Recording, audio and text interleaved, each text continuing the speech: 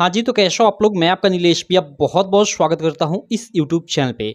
दोस्तों, इस वीडियो में हम लोग सीखेंगे कि दिए गए गद्यांश का संदर्भ व्याख्या या दिए गए पद्यांश का संदर्भ व्याख्या कैसे करें। देखो, आप लोग के एग्जाम में मैं बता दूं कि 6 मार्क का गद्यांश और 6 मार्क का पद्यांश, यानी इस प्रकार 12 नंबर का आप लोग का संदर्भ व्याख्या से संबंधित प्रश्न पूछा जाता है। मैं ये बात कर रहा हूँ यूपी बोर्ड क्लास 10 के स्टूडेंट के लिए। ठीक है, तो चलो, ये एक गद्यांश है। जैसे यहाँ पे मैंने लिया है, आप लोग देख सकते हो कि कुसंग का जोर सबसे भयानक होता है, यह केवल नीति और सद्विधि का ही नाश नहीं करता बल्कि बुद्धि का भी क्षय करता है। चलो, इसी तरह ये पूरा यहाँ तक गद्यांश है। इस गद्यांश मतलब ऐसे ही आपके एग्जाम में गद्यांश दे देगा, उसमें ये है कि अथवा का वही ऑप्शन रहेगा, मतलब 2 गद्यांश दिया रहेगा और दोनों में से कोई एक करना होगा। इससे प्रश्न कैसे पूछेगा? जैसे यहाँ 3 ठे प्रश्न पूछा रहेगा, जिसमें निश्चित है पहला प्रश्न जो भी गद्यांश दिया होगा उसका संदर्भ लिखने को बोलेगा। ठीक, सेकेंड में आप लोग को कुछ रेखांकित अंश, जैसे यहाँ पे रेखांकित अंश देखो ऐसे किया है ना, ये तो पूरा का पूरा कर दिया है, नहीं तो इसमें थोड़ा सा भी कर देगा और उसी रेखांकित अंश की आपको व्याख्या करनी होगी। और एक नॉर्मल सा प्रश्न पूछ देगा इसी गद्यांश से, या अगर ये पद्यांश रहेगा तो पद्यांश से, और इसका उत्तर देना होगा। इस प्रकार प्रत्येक प्रश्न का अगर इसका सही सही उत्तर देते हो तो आपका 2 मार्क, इसका 2 मार्क, इसका 2 मार्क, यानी 6 मार्क आपको मिलेगा। तो चलो हम लोग देखते हैं कि इसका आपको संदर्भ कैसे लिखना होता है, संदर्भ कैसे लिखा जाता है जिससे आपका कोई भी मार्क न कटे, आपको फुल मार्क मिल जाए। और साथ में व्याख्या भी कैसे करते हैं ये भी सीखेंगे। देखो, संदर्भ या व्याख्या करने के लिए, व्याख्या तो ठीक है, संदर्भ आपको करने के लिए सबसे पहले ये जो गद्यांश दिया होगा या अगर पद्यांश हो, अगर पद्यांश दिया हो तो उसे पहचानना पड़ेगा कि वह आपके किस चैप्टर से है। आपका हिंदी में आप जानते हो कि कई सारे चैप्टर हैं, जैसे गद्यांश में अगर हम लोग बात करें तो मित्रता हो गया, ठीक है, ममता हो गया। इसी प्रकार आपके पद्यांश में कई सारे चैप्टर हैं, तो सारे चैप्टर आपको अच्छे से पढ़ने पड़ेंगे, क्योंकि ये गद्यांश दे दिया। मान लो जैसे ये कुसंग का जोर सबसे भयानक होता है, यह केवल नीति और सद्विधि का ही नाश नहीं करता बल्कि बुद्धि का भी क्षय करता है। अब इसको पढ़कर आपको पता लगाना पड़ेगा कि यह गद्यांश किस चैप्टर का है। ठीक है, तभी आप संदर्भ लिख पाओगे, क्योंकि गद्यांश में आप लोग का पाठ का नाम लिखना पड़ता है और साथ ही साथ लेखक का नाम लिखना पड़ता है। तो अगर आपने अपना फर्स्ट ही चैप्टर अच्छे से पढ़ा होगा, मित्रता, तो आप अब तक इतना ही मैं पढ़ा हूं तो आप पकड़ लिए होंगे। ठीक है, ये आप लोग का जो फर्स्ट चैप्टर है मित्रता, उसी का गद्यांश है। जैसे मैं पूरा एक बार पढ़ देता हूँ।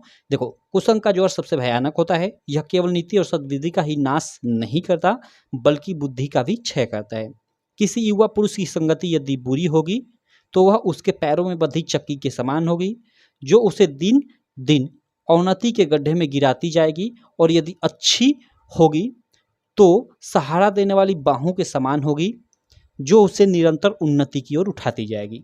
अब देखो, ये गद्यांश मतलब पढ़ने से, अगर आप पहला अपना चैप्टर पढ़े होगे मित्रता अच्छे से एक एक लाइन, तो आपको पता चल गया होगा कि ये फर्स्ट चैप्टर का गद्यांश है। तो फर्स्ट चैप्टर का गद्यांश है तो सिंपल, पहला चैप्टर आप लोग का मित्रता है, जिसको लिखा है किसने? आचार्य रामचंद्र शुक्ल जी ने। तो अब इसका संदर्भ कैसे लिखोगे? देखो, यहाँ पे मैं लिख कर आपको दिखा देता हूँ। आपको लिखना है यहाँ पे कि प्रस्तुत गद्यांश, प्रस्तुत, चूंकि ये गद्यांश है तो यहाँ पे आपको गद्यांश लिखना है। तो प्रस्तुत गद्यांश हमारी पाठ्य पुस्तक, मैं चलो तेज लिखता हूँ थोड़ा, राइटिंग यहाँ पे छोड़ो, हमारी पाठ्य पुस्तक हिंदी के, अब जो पाठ का नाम है उसे लिखना है। तो यहाँ पे मैं लिख देता हूँ मित्रता, क्योंकि पहला जो पाठ है, पहला चैप्टर, उसका नाम मित्रता है। तो मित्रता नामक पाठ से लिया गया। प्रस्तुत गद्यांश हमारी पाठ्य पुस्तक हिंदी के मित्रता नामक पाठ से लिया गया है।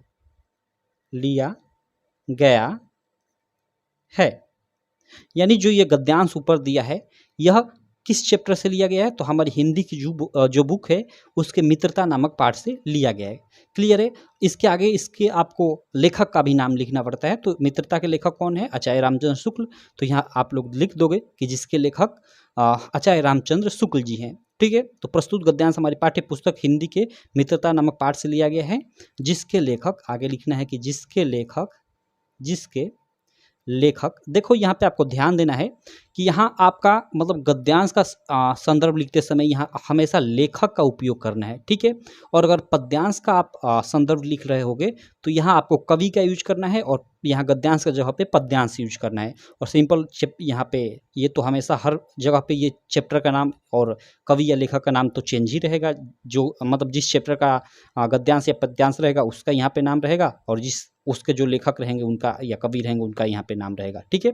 तो प्रस्तुत गद्यांश हमारी पाठ्य पुस्तक हिंदी के मित्रता नामक पाठ से लिया गया है, जिसके लेखक यहाँ पे, और लेखक कौन है, आचार्य रामचंद्र शुक्ल। तो यहाँ पे आप लोग लिख दो कि आचार्य रामचंद्र शुक्ल हैं, ठीक है। तो ऐसे आपको संदर्भ लिखना होगा। पूरे के पूरे टीचर आपको इस पे 2 मार्क देगा, थोड़ा सा भी आपका नंबर नहीं कटेगा, आपको 2 मार्क मिल जाएगा। अब देखो, अगर यहीं पे अगर पद्यांश होता, ठीक है, तो यहाँ पे लिखते कि प्रस्तुत पद्यांश हमारी पाठ्य पुस्तक हिंदी के और जो भी चैप्टर होता उस चैप्टर का यहाँ पे नाम लिख देते, नामक पाठ से लिया गया है, जिसके यहाँ पे आप लेखक ना लिखकर अगर पद्यांश होता तो यहाँ पे आप कवि लिखते, जिसके कवि या फिर रचयिता भी लिख सकते थे, जिसके रचयिता अब जो भी हैं उनका नाम लिख देते और हैं, सिंपल। तो इसी तरह आप संदर्भ लिखोगे, चाहे वो गद्यांश हो गया या पद्यांश हो गया, ठीक है। थोड़ा थोड़ा आपको चेंजेस करना है। उसके बाद चलो इसकी थोड़ा हम लोग व्याख्या कर लेते हैं। जो ये रेखांकित अंश दिया है तो इसमें तो ये पूरा का पूरा रेखांकित अंश कर दिया है जितना भी लिखा है। हालांकि आपसे एग्जाम में 1-2 ही लाइन रेखांकित करता है और उसका व्याख्या पूछता है, तो जितना आपको ये नीचे अंडरलाइन किया होता है, जिसको आप रेखांकित अंश भी बोल सकते हो, उसी का आपको संदर्भ व्याख्या करना होता है, क्योंकि यहाँ पे मतलब बोला होता है क्वेश्चन में। तो चलो सेकेंड क्वेश्चन जो पूछा है यहाँ पे व्याख्या, उसको हम लोग कर लेते हैं। जो रेखांकित अंश है, यहाँ पे हेडिंग डालोगे रेखांकित अंशों की व्याख्या, या केवल व्याख्या भी हेडिंग डाल सकते हो, ठीक। अब व्याख्या कैसे करनी है यहाँ पे मैंने लिख रखा है पहले से, लेकिन देखो यहाँ पे मैं आपको समझा देता हूँ। देखो गद्यांश जो है उसका तो व्याख्या करना आसान है, ठीक है, क्योंकि गद्यांश का अपने हिसाब से बना कर मतलब कुछ इसके बारे में उतना जानते भी नहीं हो तो बना कर लिख लोगे। लेकिन जो पद्यांश होता है उसमें आप जानते हो कि वो अटपटा होता है, जब तक आप उसका अर्थ नहीं जानोगे उसका आप व्याख्या नहीं कर पाओगे। इसलिए पद्यांश के आपके जितने भी चैप्टर, चाहे तुलसीदास जी वाला हो, चाहे बिहारी लाल जी वाला, मतलब कोई सा भी चैप्टर हो, उसको आपको अच्छे से पढ़ना पड़ेगा, ठीक है। तो आप अच्छे से पद्यांश वाला चैप्टर पढ़ना, 1 बार नहीं 2 बार 3 बार पढ़ना पड़ेगा। हालांकि गद्यांश के जितने भी चैप्टर है, जैसे मित्रता हो गया या ममता वाला हो गया, 1-2 बार आप मतलब 1 बार भी पढ़ लोगे तो आपको काम चल जाएगा। लेकिन पद्यांश वाला चैप्टर आपको बार बार पढ़ना पड़ेगा, ठीक है, उसका अर्थ जानना पड़ेगा। तो इस बात को आपको ध्यान रखना, तभी आप व्याख्या कर पाओगे, नहीं तो व्याख्या में फंस जाओगे। चलो इस गद्यांश का हम लोग व्याख्या करते हैं। देखो व्याख्या में कुसंग का जोर सबसे भयानक होता है। मतलब यहाँ कहने का मतलब क्या है, कुसंग मीन्स बुरी संगति। यहाँ पे कुसंग से मतलब है बुरी संगति से, मतलब बुरी संगति का जो ज्वर होता है, यानी एक तरह से हम बोल सकते हैं कि बुरी जो संगति होती है उसका साथ जो होता है ना, बहुत भयानक होता है। नहीं आपके माता पिता या कोई भी बोलता है कि बुरे लोगों के साथ मत रहो, या आप किसी बुरे लड़के के साथ जाते हो तो आपके घर वाले देखते हैं तो आपको बोलते हैं, तो मतलब उसी का यहाँ पे एक रेफरेंस लेकर आप यहाँ पे लिख सकते हो।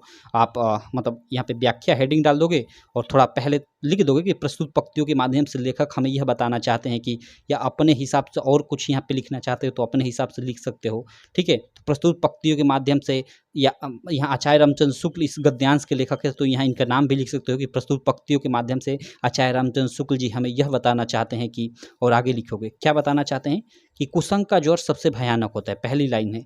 तो यह बताना चाहते हैं कि बुरी संगति अर्थात बुरे लोगों के साथ रहना सबसे खराब होता है, ऐसे लिख दोगे, ठीक है। यह केवल नीति और सद्विधि का ही नाश नहीं करता बल्कि बुद्धि का भी क्षय करता है। मतलब यह हमारी नीतियों और सद्वृद्धि यानी अच्छे विचारों का ही नाश नहीं करता बल्कि उसके साथ साथ हमारी बुद्धि का भी क्षय करता है, यानी बुद्धि को भी कम करता है, ठीक है। ऐसे बनाकर लिख दोगे, या इसमें और अपने तरफ से ऐड करना चाहो कि बुद्धि का नाश करता है, हमारे अच्छी बुद्धि का नाश करता है, और बुरे जो काम होते हैं उनको मतलब ज़्यादा बढ़ावा देता है, मतलब बुरे लोगों के साथ रहने पे। ऐसे आप अपने हिसाब से बना कर लिख सकते हो, ठीक है। आगे कि किसी युवा पुरुष की संगति यदि बुरी होती है तो वह उसके पैरों में बंधी चक्की के समान होती है, जो उसे दिन प्रतिदिन अवनति के गड्ढे में गिराती जाएगी।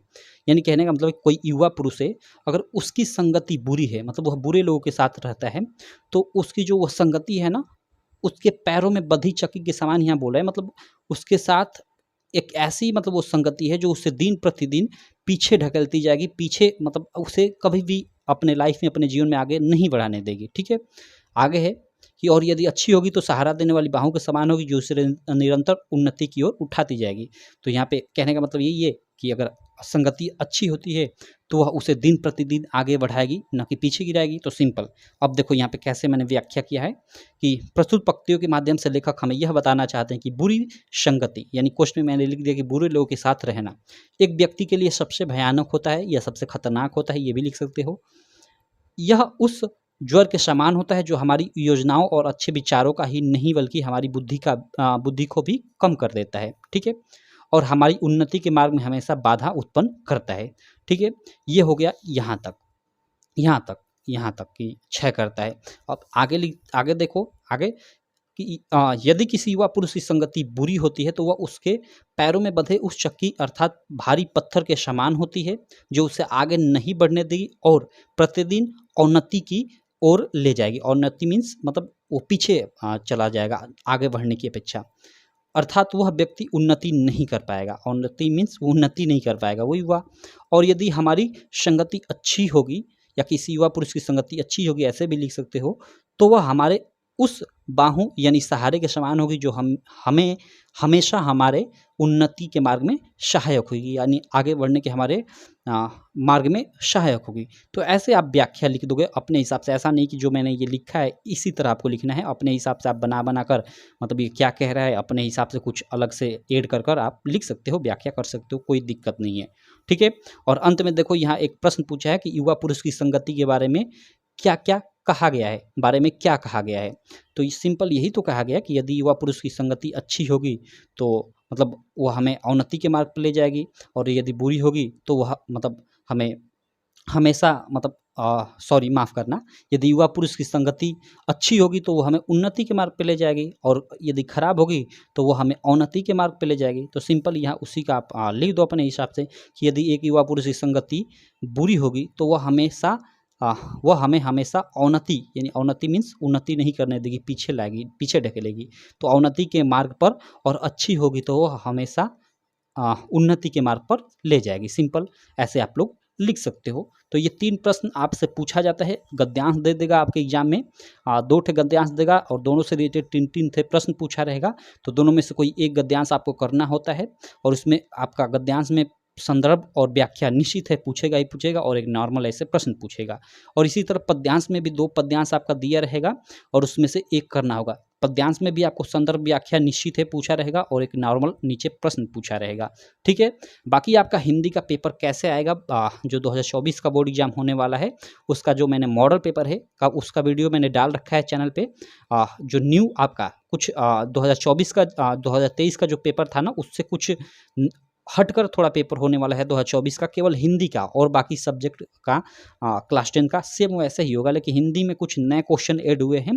तो नए पैटर्न पे मैंने मॉडल पेपर की वीडियो बना रखा है, आप चैनल पे जाकर देख सकते हो, या उसका लिंक इस वीडियो के डिस्क्रिप्शन में भी मैं ऐड कर दूंगा। और साथ ही आप हमारी एप्लीकेशन आप गूगल प्ले स्टोर से यूपीएमएसपी स्टडी कर है, इसे भी आप लोग डाउनलोड कर लेना, ये आपके स्टडी में काफ़ी हेल्प करेगी। यहाँ पे आपको फ्री में नोट्स, उसके अलावा previous year paper, model paper और भी बहुत सारे स्टडी मटेरियल बिल्कुल फ्री में मिल जाएंगे, कोई भी आपसे पैसा नहीं लिया जाएगा। तो यूपीएमएसपी स्टडी ऐप आप गूगल प्ले स्टोर से डाउनलोड कर सकते हो, या इसका लिंक भी मैं इस वीडियो के डिस्क्रिप्शन में दे दूंगा। तो चलो मैं मिलता हूँ आपसे नेक्स्ट वीडियो में। आशा करता हूँ आपको आइडिया लग गया होगा कि संदर्भ व्याख्या कैसे किया जाता है एग्जाम में। बाकी मैं इंपॉर्टेंट गद्यांश, जैसे ये भी काफ़ी इंपॉर्टेंट गद्यांश था, तो ऐसे ही इंपॉर्टेंट गद्यांश और पद्यांश की संदर्भ व्याख्या भी कराऊंगा। कोई टेंशन लेने की जरूरत नहीं है, आप केवल चैनल से जुड़े रहिए, एग्जाम तक आपके एग्जाम में अच्छे मार्क आएंगे। आपने इस साल देखा कि बहुत सारे लड़के पढ़कर हमारे इस चैनल से 80%, 85%, 90% तक मार्क लाए हुए हैं, ठीक है। तो चलो मैं मिलता हूँ आपसे नेक्स्ट वीडियो में, तब तक के लिए थैंक यू।